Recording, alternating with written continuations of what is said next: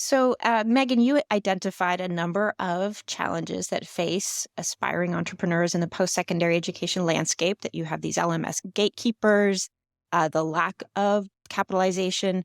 What advice would you give aspiring entrepreneurs who are launching EdTech companies into this landscape about breaking into the Yeah. market? Oh, such a great question. I think it depends in part on whether you are selling to the enterprise. So, are you a business to business company focused on perhaps an annual subscription license sale to an institution or a higher education system in, say, a state? And if you are, it is important to build relationships at the highest level within those institutions that you can achieve. So, if you have teaching and learning focused educational technologies, you want to really think about the provost office. And large institutions, it could be vice chancellors focused on different elements of academic affairs, undergraduate education, general education.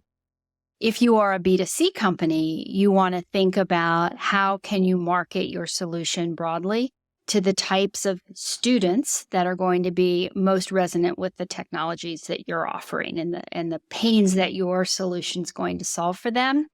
And how do you then do so at a price point that is going to enable them to not just access your product and use it one time, but to have an ongoing relationship with your company?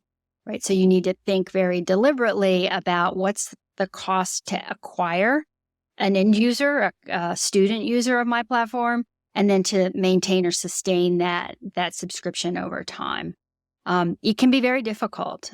Historically, the most successful companies in post-secondary education in the United States have been B2B companies that have sold at the enterprise level, usually on an annual subscription basis with multi-year contracts. The sales cycles for those kinds of relationships can be quite long.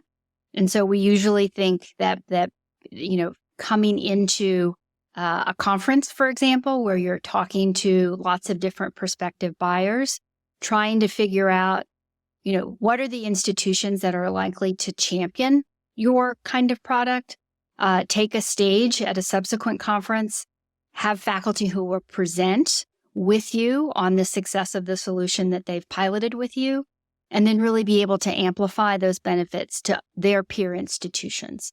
Selling in higher education for an early stage company with a passionate entrepreneur is a really, it is an effort that takes just a lot of diligence and determination. There will be many doors that will shut, but it is a big market and you can get important doors to open. But you want to think really hard about which institutions are you investing in, your own time, and are they likely to be advocates for you and tell your story down the road? Because those are going to be the most valuable early clients that you can get.